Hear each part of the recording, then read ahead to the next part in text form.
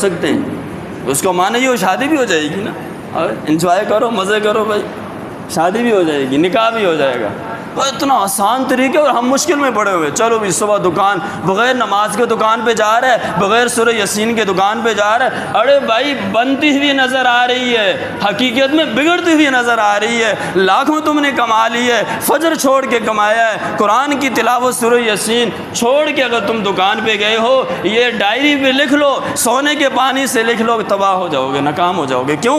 اس لیے کہ ابتدا جو زندگی کی ابتدا ہے وہ فجر کی نماز سے، مسلمان کی شان یہ۔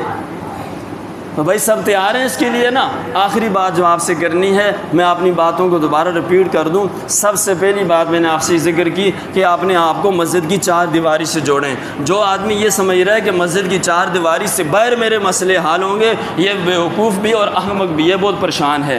دوسرا عمل میں نے آپ سے یہ بتایا کہ نماز پڑھیں، اعمال کریں اور اپنی نظروں کی حفاظت کریں۔ جو نظروں کی حفاظت نہیں کر رہا، غیر محرم، اب وہ رشتے آپ علماء سے پوچھیں کون کون سے، غیر محرم کو دیکھ رہے، اس کے اعمال سارے ایسے ضائع ہو گئے جیسے نیچے موٹر چل رہی ہے، اوپر ٹینکی بھر رہی ہے اور نیچے سے ٹوٹی بھی کھلی ہوئی ہے۔ اسلام آباد موٹر وے پہ آپ چل رہے ہیں، سخت ترین گرمی ہے اور اے سی بھی چلا ہوا، دروازہ بھی کھولا، مجھے لگتا ہے گاڑی ٹھنڈی ہو جائے گی۔ بتائیں نا، آپ گاڑی ٹھنڈی ہو جائے گی۔ ہم اعمال بھی کر رہے ہیں، گانا بھی سن رہے ہیں، میوزک بھی سن رہے ہیں اور آنکھوں سے بد نظری بھی کر رہے ہیں، تو میرے بھائی اور دوستو، گٹر کے اندر اگر کوئی آدمی پھول تلاش کرے گا، یہ بہت بڑی بیوقوفی ہے۔ آج نوجوان رات ساری جو ہے غیر محرم کے ساتھ لگا ہوا ہے۔ ارے بھائی اٹھ، 2 رکعت نفل پڑھ کے اللہ کے سامنے رونا شروع کر، یہ غلام بن کے تیرے گھر میں آئے گی، تو ساری دن اور رات اس کو راضی کرنے میں لگا ہو، راضی نہیں ہو رہی، سب ناراض، رب راضی، سب راضی، رب ناراض ہے تو پھر سب ناراض بھئی یہ۔ اور تیسری بات میں نے آپ سے یہ ذکر کی کہ استغفار پہ آ جائیں، اور استغفار کے بڑے فائدے ساری امت کو۔ اور بھائی ساری صورتحال آپ دیکھ رہے ہیں، ہمارا گوگل بل جو سمود فلوٹیلا جو گیا ہوا تھا، اس کے اوپر حالات کس طرح آئے۔